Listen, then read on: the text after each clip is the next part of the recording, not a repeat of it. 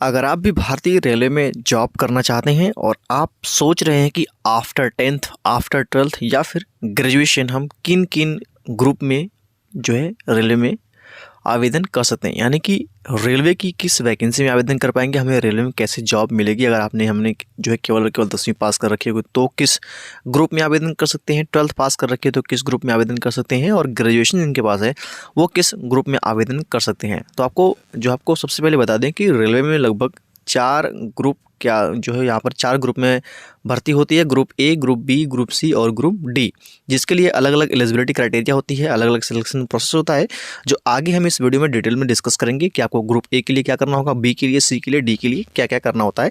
यह सब कुछ हम इस वीडियो में जानेंगे। लेकिन दोस्तों उससे पहले आपको बता दें, अगर आप किसी भी सरकारी नौकरी का एग्ज़ाम, उसका नोटिफिकेशन, ऑनलाइन फॉर्म और एडमिट कार्ड से संबंधित कुछ भी चाहते हैं तो आप सिंपली से अपने गूगल के ब्राउज़र में आज ही सर्च करें www.sarkaripur.com, जहां आपको सभी प्रकार के ऑनलाइन फॉर्म सबसे पहले देखने को मिल जाते हैं और यह एक भरोसेमंद वेबसाइट है, तो आप इसे हमेशा के लिए सेव कर सकते हैं। दोस्तों सबसे पहले बात करते हैं ग्रुप ए की वैकेंसीज कैसे कराई जाती है रेलवे में। तो आपको बता दें कि जो भी वैकेंसीज ग्रुप ए के अंतर्गत आती हैं वो सभी ऑफिसर रैंक की होती हैं। जो रेलवे में बड़े बड़े अधिकारी होते हैं उनकी जो वैकेंसीज होती है, और इसका जो एग्ज़ाम होता है वो जो कंडक्ट होता है वो भी होता है आपका यूपीएससी के थ्रू, यानी कि यूनियन पब्लिक सर्विस कमीशन के थ्रू ही ये एग्ज़ाम कंडक्ट करवाया जाता है। तो यहाँ पर आप ध्यान दीजिए कि जो आरआरबी के थ्रू इसकी जो है रिक्रूटमेंट नहीं होती, यानी कि रेलवे रिक्रूटमेंट बोर्ड ये इसका एग्ज़ाम नहीं कंडक्ट कराता है, इसका एग्ज़ाम यूपीएससी कंडक्ट कराता है। इसके हम एलिजिबिलिटी की बात करें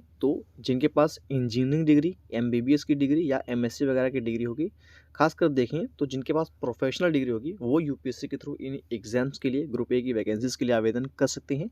और इसकी जानकारी आपको हमेशा sarkaripur.com की ऑफिशियल वेबसाइट पर जब भी इसके फॉर्म वगैरह रिलीज़ होंगे तो आपको वहाँ पर जो है नोटिफिकेशन दे दिया जाएगा। बात करते हैं ग्रुप बी की, यानी कि ग्रुप बी में कैसे भर्ती होती है। तो मैं आपको एक चीज़ क्लियर कर दूं कि जितनी भी ग्रुप बी में रेलवे की वैकेंसीज आती हैं उनकी डायरेक्ट भर्ती नहीं कराई जाती है। तो फिर आपका सवाल होगा कि फिर कैसे भर्ती होती है। तो आपको बता दें कि इसमें जो भी पोस्ट होती है उसे भरने के लिए जितने लोग ग्रुप सी में सेलेक्टेड होते हैं उनका जब प्रमोशन किया जाता है तो उन्हें ग्रुप सी से उठा करके ग्रुप बी में रखा जाता है, और ग्रुप बी में रखने के बाद जो भी पोस्टें आती हैं वहाँ पर उनको जो है सेलेक्ट कर दिया जाता है। तो एक तरीके से यहाँ पर प्रमोशन वाले ही ग्रुप बी की वैकेंसीज में आ सकते हैं। अब यहाँ पर ये तो ग्रुप बी की बात हो गई, सारी चीज़ें क्लियर हो चुकी, ठीक है। बात करते हैं ग्रुप सी की, यानी कि ग्रुप सी में आपका जो है क्या उनको क्या होता है, ठीक है। तो ये जो ग्रुप सी की पोस्टें होती हैं रेलवे में वो नॉन गेस्टेड सब ऑर्डिनेट पोस्ट होती हैं। और अगर हम इसकी एलिजिबिलिटी की बात करेंगे, यानी कि आपका जो है इसमें क्या योग्यता मांगी जाती है, तो अगर आपने 12th पास कर रखी है या फिर ग्रेजुएट हैं तो आप इस एग्ज़ाम के लिए, ग्रुप सी की पोस्ट के लिए, किसी भी ग्रुप सी की पोस्ट के लिए आप आवेदन बिल्कुल आसानी से कर सकते हैं।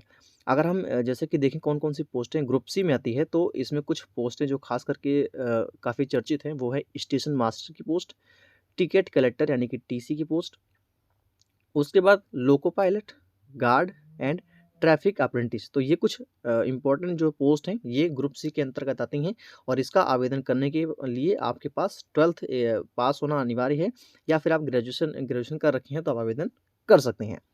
और इसका जो एग्ज़ाम कंडक्ट कर होता है वो आरआरबी के थ्रू कंडक्ट करवाया जाता है, यानी कि रेलवे रिक्रूटमेंट बोर्ड की तरफ से। तो ये आपका कुछ एलिजिबिलिटी और क्राइटेरिया होता है ग्रुप सी की पोस्ट के लिए।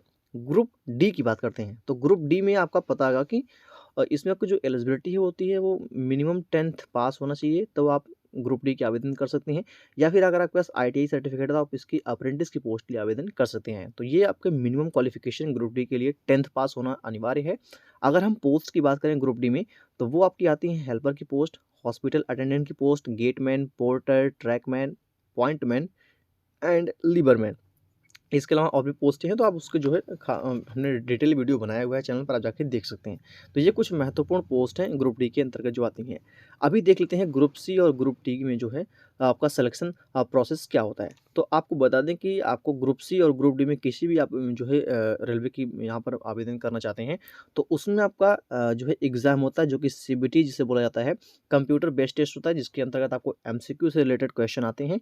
और इसमें अगर हम टॉपिक की बात करें तो आपके जो टॉपिक्स लिए जाते हैं रीजनिंग के क्वेश्चन होते हैं, मैथमेटिक्स के क्वेश्चन होते हैं, जनरल नॉलेज के क्वेश्चन होते हैं और इंग्लिश के क्वेश्चन होते हैं। ये कुछ टॉपिक्स हैं जहाँ से आपके क्वेश्चन पूछे जाते हैं।